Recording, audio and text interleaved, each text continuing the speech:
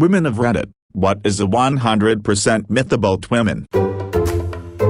That all women are indirect communicators. I'm not saying they can't be, I'm not even saying the majority don't fall under this category, but personally, indirect communication goes right over my head. It's frustrating because I don't assume people can read my mind. Why should I be able to read theirs? I feel like when people assume I communicate indirectly just because I'm a girl, it leads to them not listening to what I'm saying. Instead they try to dissect and analyze what I'm really trying to say. Also, men are just as capable of being passive-aggressive. I live with a man and he constantly thinks I'm trying to send subtle messages, and I've had to sit him down and explain that if I'm upset about something I will tell him. He on the other hand will slam doors, stomp around the house, give me the silent treatment, say nothing is wrong only to snap at me over something small. I'm making him sound awful, but he's actually a pretty great person lol.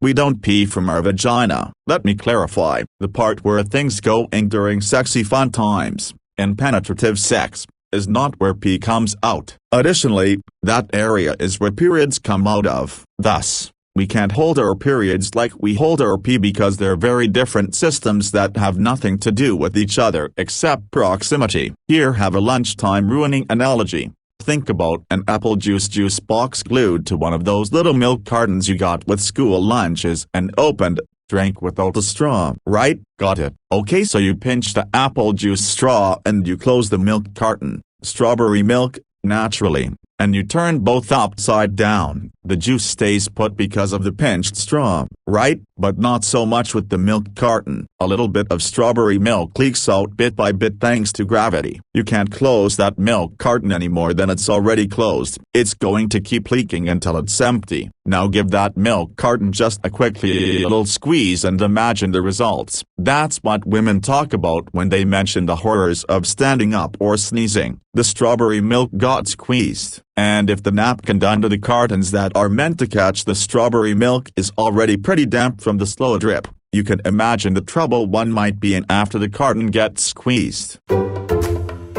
Edit. Yeah, I totally forgot I posted this yesterday and was real confused as to why I had 5k likes for a second. Thanks though for the awards, for the comments and the lols. I'll answer a few repeated questions. Yes, there are lots of men and plenty of women that don't realize how many holes women have. Yes, this is predominantly a US issue. Yes, this is predominantly an educational and terminology issue. At best, sex ed class in the US skims over basic anatomy. They use confusing diagrams to show the nether region and how it works. I was one of the smart kids that picked up topics quick, and these pictures didn't help me understand how my own body works. I can't blame anyone else for also not getting it either. The material was not created to help teenagers understand what they were looking at. Teachers really don't like you asking a lot of questions either. So once the handful of weeks of sex ed is over, that's it. Maybe they'll show a video of a vaginal birth or what STDs look like in order to scare you off from having sex. But that's the whole course. It's really sad and super harmful. The other big issue is that since the education is lacking, the terminology is also lacking. Until a few years ago I, a sex education enthusiast and alleged fully grown adult, did not know that vagina was just the internal canal and vulva was what most people think of when they hear vagina. I thought they were interchangeable. This is why I use fun analogies that everyone can understand and enjoy when discussing anatomy. Who needs words like urethra or uterus when you have straw and milk carton _carrot? No, we can't just squeeze the milk carton to be done early. Wouldn't that be nice? I have to switch up analogies for this one. The apple juice is now one of those lemon juice containers, and the strawberry milk is now a half an orange, a blood orange. Aesthetics are important. No, you can squeeze the lemon juice out until it's empty, right? It's liquid and separate from its container. But the orange is more than liquid. It's also pulp, and it's attached to the rind, the container. Milk carton. Uterus. It's not perfect, but I'm trying. It'll drip juice all day long, but the hand of a spiteful god is constantly giving that orange a little squeeze to loosen the pulp from the rind. It's a slow process that uses gravity, fucking real actual honest to Betsy contractions, and sheer undiluted hatred to get the orange separated from the rind. I'm only slightly joking about the hatred. I'm serious about the contractions. When a woman is complaining of cramps, those are the same muscles that cause contractions that lead to birth. It's the painful but PG part of birth that movies like to show because of how dramatic it is. Be nice to a woman that's having cramps. She's having mini contractions to get the blood orange out. I can't type because I'm laughing too hard, and they hurt like a bitch. Like some spiteful god is wringing out an orange rind and getting annoyed that all the pulp hasn't come loose, so they have to keep squeezing. If you are upside down for the length of your period, you will die, because humans of any gender are not meant to be upside down that long. And you'll still have a mess of oranges and strawberry milk, because the uterus, the container of your analogy of choice, is a powerful muscle. It spits out 8-9 pound babies and immediately follows that up with the placenta. Like, don't fuck with the uterus. It is debatably the most powerful muscle in the entire human body. It will win against gravity. Less horrifying liquid example: if your throat can swallow beer while you're doing a keg stand and it's a weaker muscle than the uterus, gravity won't stop nature doing what she does until being upside down for too long causes too much strain on your heart and too much pressure in your head, and you die and can no longer pump blood. Only death can stop a uterus. Or chocolate. Chocolate helps appease it. Anyone else hungry right now? Thank you. No matter what else is posted here, this is so important. From other comments: yes, girls can like big dogs and be good at video games, but also many may not want, like those things. Women are in a hive mind. I don't want kids, my friends do. I like video games. Other girlfriends like cars, makeup, or the outdoors. We are all from Venus though. Don't listen to those from Earth's conspiracy theorists. Apparently some people think the vaginal muscles are magic. I mean, they are, but not for this reason. Also, there's an idea that they get looser based on the number of distinct dicks, like, the vagina keeps count, and can take one dick 1,000 times without a problem, but, once you put 10 dicks in there, is totally irreparable.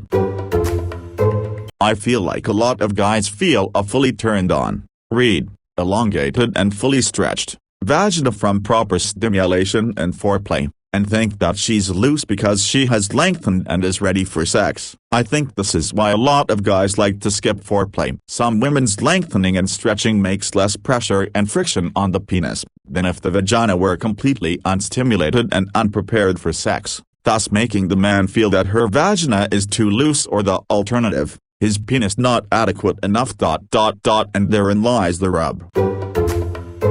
Women know chores better. Nope, I suck. And many women are good only because they are tout. In high school I worked for a woman who only hired girls because they're better at cleaning than boys, and when her adult son was brought on as assistant manager, he was so clueless that he called me to ask if I could come in and mop because a customer spilled a bottle of juice. Like, you have broken glass and juice on a slippery floor and you're on the phone right now? Also, did her mom teach you literally nothing?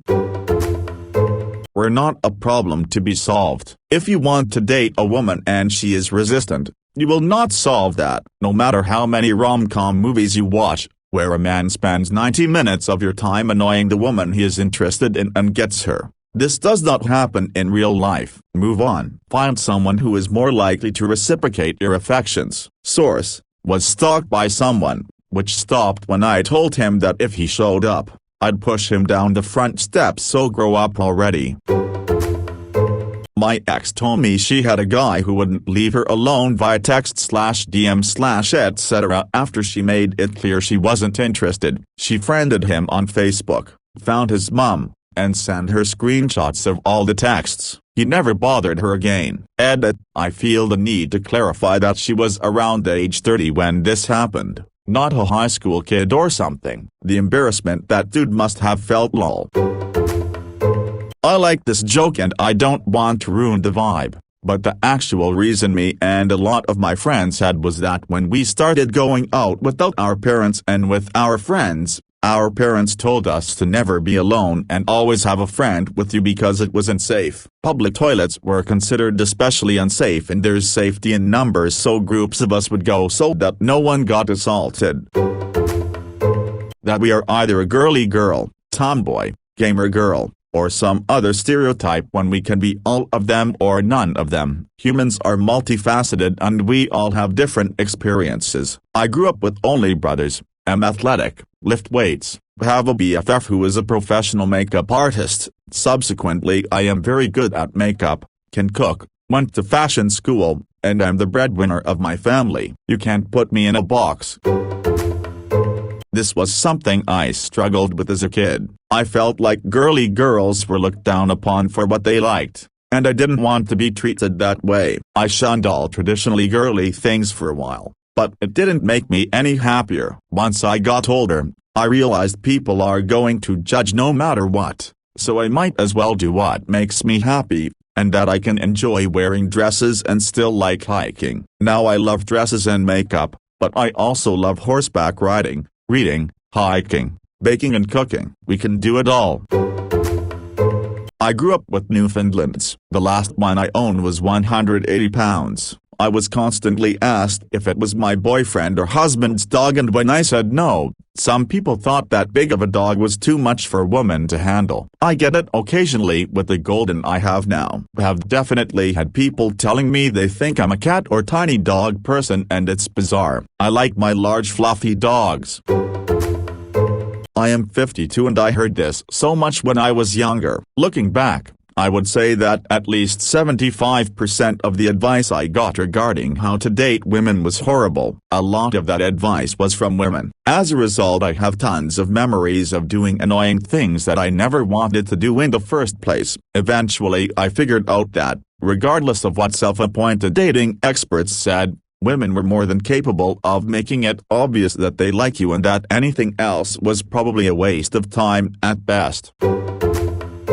That lesbians just haven't had the right dick yet. Sirs, I regret to inform you, there is no magic penis out there that will change our sexuality. I know you love the little fellas and think they're magical, but for us lesbians, I swear to you, they are not, nor will they ever be, magic. In the wise words of Mike Wazowski, put that thing back where it came from, or so help me.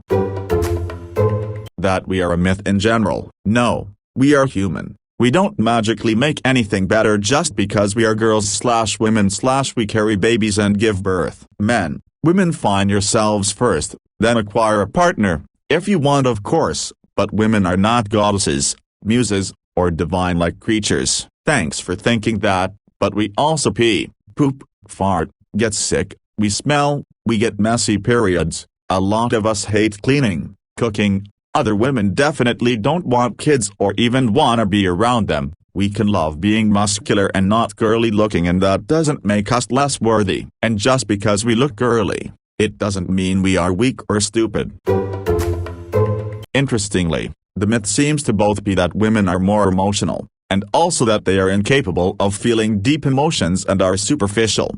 Actually, women are just not trained from birth to suppress emotions, but rather to deal with their own and other people's, so they just sometimes have a better emotional vocabulary than some men and, don't necessarily like you back. Girls are more mature. No, girls are just punished much more severely than boys are for behavior that all children exhibit. Boys only seem less mature because we do not demand maturity from them at a young age like we do from girls. Girls are forced to suppress being human and boys are forced to suppress emotions other than anger. It's a recipe for broken adults.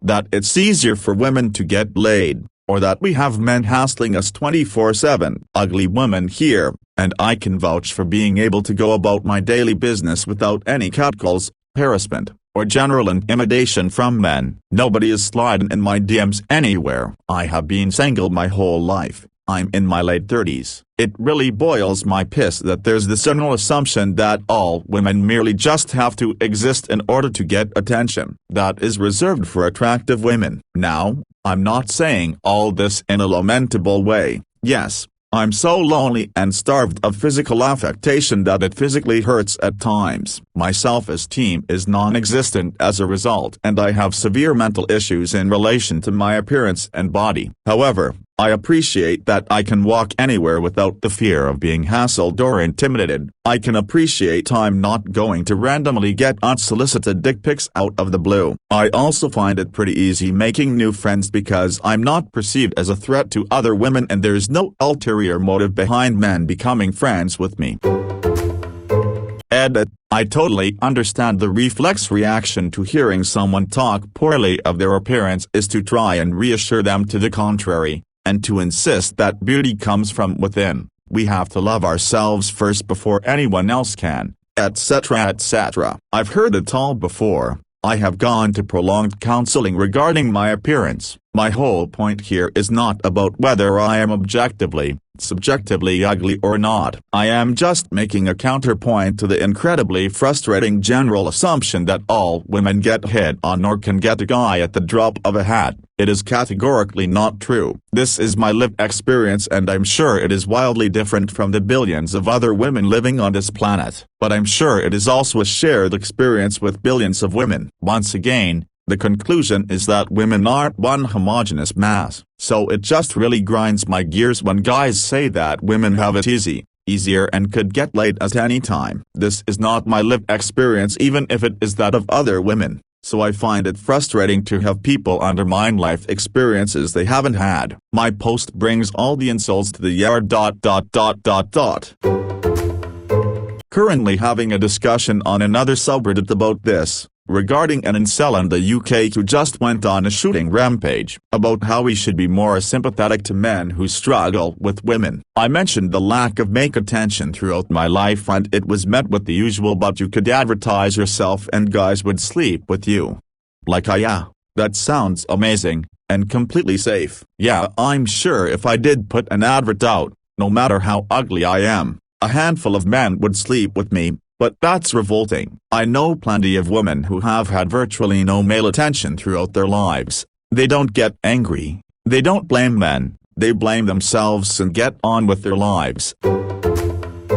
Oh, let's see. We can never truly be just friends with a man. We're too emotional to make good decisions. We have a freshness seal, and/or our genitals will become permanently ruined with each partner or each sex act. When we do it with other women, it doesn't count. If we're not married, or at least engaged, by 25, something is wrong with us. If we don't have kids by a certain age, or don't want kids at all, something is wrong with us. We pee out of our vaginas once a month. We become totally incapable of rational thought. We're supposed to be passive. Our orgasms are useless, or simply don't actually exist. We're naturally better at tasks related to housework and childcare. We're nurturers by nature. Our lives lack meaning and purpose once we lose our mainstream sex appeal, or if we don't meet current beauty standards in the first place. When we complain of pain/fatigue/etc., we're being overly dramatic, exaggerating,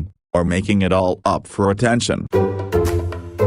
Lesbians don't exist. They just haven't met the right guy yet. Bisexual and pansexual women don't exist. They're just seeking attention or performing for men. Trans women don't exist. They're just men in dresses. Menopause isn't a normal, natural, albeit not always pleasant, part of life. It's a sickness. We're naturally hairless. All of us want to get married and have kids yesterday. All of us liked dolls and tea sets growing up. We like receiving dick pics out of the blue. We only date jerks. None of us will date someone under 5 feet 9 inches. We're all the same. There's some kind of Konami code that a guy can use to make us instantly fall in love with him, and it's all the same for every woman.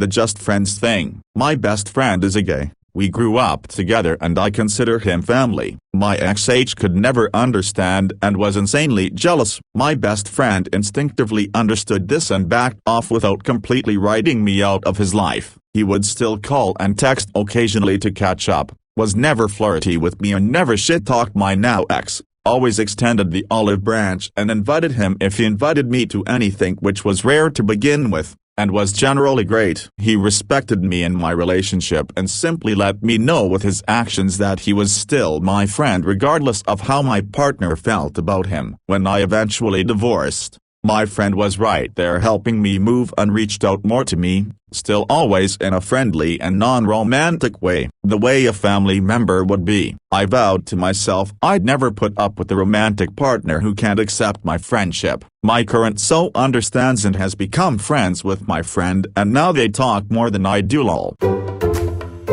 Or that all women have the super strong maternal urge or want to care for babies or develop one as soon as they have kids. Like we don't automatically know what to do with a baby when someone hands us one. I've known a surprising number of moms who said they don't like kids, and although they love their own children and would never thought of harming them or leaving them, they didn't ever feel that super strong maternal bond with them, especially right away.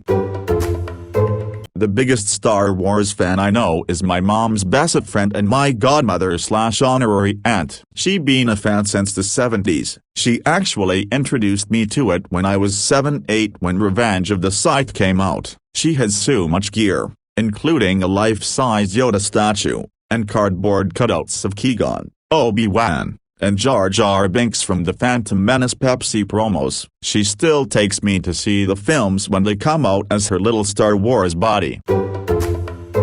That women who are attracted to men love muscles. That's true for some women, to an extent, but I know very few women who are attracted to bodybuilders, and a lot of the young women I know prefer a softer physique. Several of us actually have an aversion to developed physiques and are attracted to men with belly fat. Lots of women want a person who will eat and lounge with them without obsessing over macros and spending hours in the gym. It's great to care about your health, but being very concerned with the aesthetics of your body represents a philosophical and lifestyle mismatch for a lot of people who are just piloting our meat suits to get to the pizza and sex. Of course, if you want to be with a woman who prioritizes her appearance, spends a lot of time and money on it, and has a restrictive diet and exercise regimen, she may have different expectations.